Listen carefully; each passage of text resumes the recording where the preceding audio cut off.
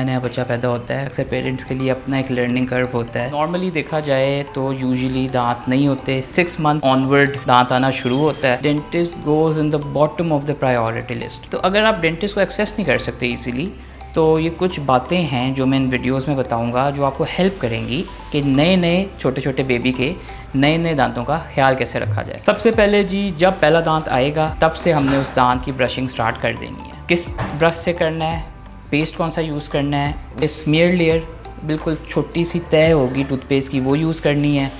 Finger brush या softest तरीन brush जो है वो करना है और उससे बस मसाजिंग एक्शन करना है, मसाज करना है, हल्का सा फ्लोराइड डिलीवर करना है। टूथपेस्ट डिफरेंट कॉन्सेंट्रेशन में आती हैं। 1000 से 1500 पार्ट्स पर मिलियन फ्लोराइड अगर टूथपेस्ट में होगा तो वो बच्चों को कैविटीज से बचाएगा।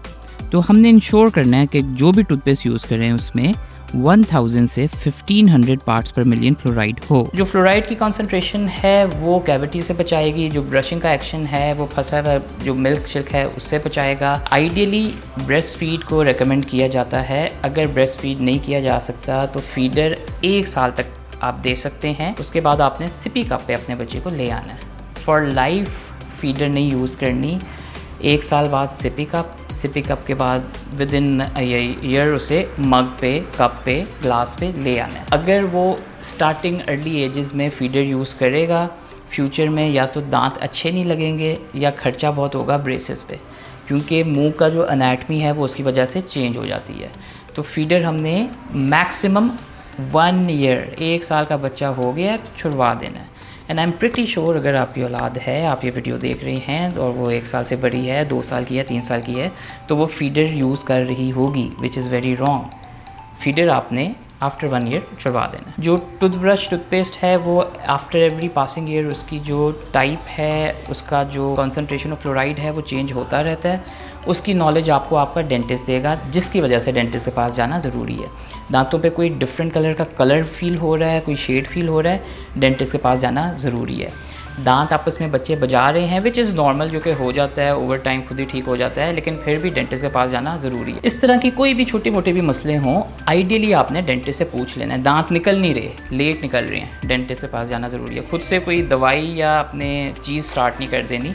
कोशिश ये करनी है कि डेंटिस्ट बताए कि कौन सी दवाई खाई जा सकती है, कौन सी क्रीम लगाई जा सकती है, ज़रूरत भी है कि नहीं। कोई दवाई खुद से खाने की ज़रूरत नहीं है, कोई स्पेसिफिक जो होम्योपैथिक ड्रॉप्स आते हैं वो पीने की ज़रूरत नहीं है।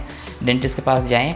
हर इंसान का हर दांत का ट्रीटमेंट अलग होता है। ज़रूरी नहीं है कि आपके इस दांत का जो सेम दिखने में मसला हो, इस दांत का भी वही मसला हो। तो इसी तरह हर बच्चा बहुत डिफरेंट होगा, उसका इलाज बहुत डिफरेंट होगा। कई बार ऐसे होता है कि कोई मसले की बात नहीं होती, हमें सिर्फ वेट करना होता है और हम बहुत कुछ करवा देते हैं। और इसी के ऑपोजिट कई बार ऐसे होता है कि काफ़ी कुछ ख़राब होता है लेकिन लग कुछ नहीं रहा होता और हम कुछ नहीं कराते। तो ये सब चीज़ें हमारी ख़त्म हो जाएंगी अगर हम सिर्फ डेंटिस्ट के पास चेकअप करा दें। आजकल क्योंकि डेंटिस्ट बहुत ज़्यादा हो गए हैं तो काफ़ी ऐसे डेंटिस्ट भी हैं जो फ्री में चेक कर लेते हैं, काफ़ी ऐसे डेंटिस्ट भी हैं जो पैसे लेके चेक कर लेते हैं। तो अपनी जेब के हिसाब से आप अपना चेकअप वगैरह कराएं। अपने बच्चों पे ये सबसे बड़ा एहसान करेंगे अगर आप शुरू से ही, यंग एज से ही उनका अच्छा ट्रीटमेंट करें, अच्छा इलाज कराएं। Thank you so much. अल्लाह हाफ़िज़।